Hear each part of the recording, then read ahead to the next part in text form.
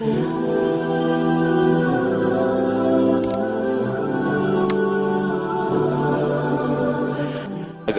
میری بیٹی مجھے کہہ دے کہ مجھے یہاں شادی نہیں کرنی تو وہ میری نافرمان نہیں، اس نے شریعت کا حق استعمال کیا ہے۔ میرا بیٹا کہہ دے کہ ابا میں یہاں شادی نہیں کر سکتا تو یہ اس کا حق ہے، وہ کہہ سکتا ہے میں نہیں کر سکتا، کہ زندگی ان بچوں نے گزارنی ہے۔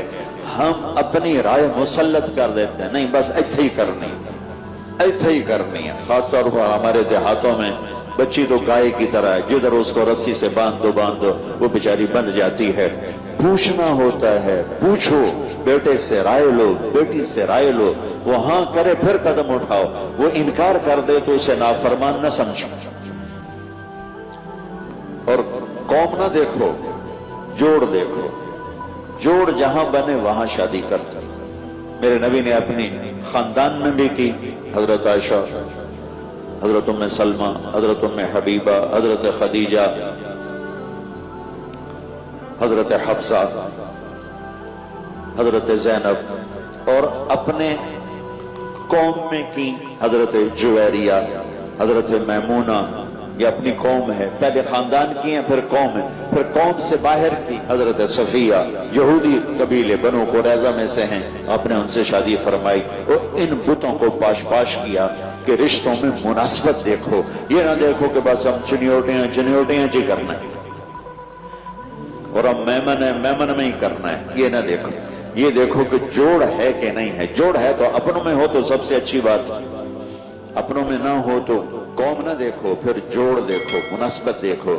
اگر وہ ہاں نہ کرتا بچہ، بچی اسے حق حاصل ہے، اسے اللہ نے یہ حق دیا ہے۔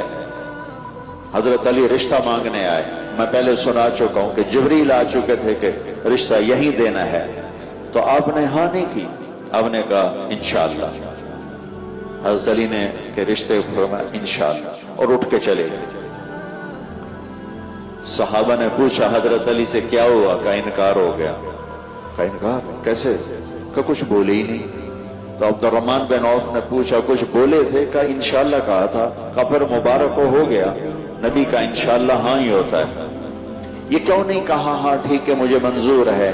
جبریل آئے بیٹھے ہیں کہ یہی رشتہ کرنا ہے، پھر آپ کہہ رہے ہیں انشاءاللہ، اللہ کی قسم ہمیں سبق سکھانے کے لیے تھا۔ آپ گھر گئے اور اپنی بیٹی کو بلایا کہ بیٹی فاطمہ علی کا رشتہ آیا ہے، ہاں کر دوں؟ اللہ اکبر، کیا خیال ہے؟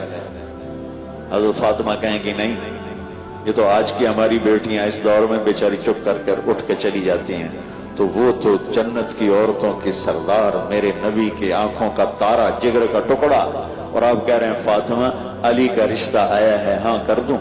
جب حضرت فاطمہ نے ہاں کی تب آپ باہر نکلے، کہا علی لوگوں کو بلاؤ۔ پھر ایسے مسجد میں لوگ جمع ہوئے اور آپ نے ان کا نکاح پڑھایا۔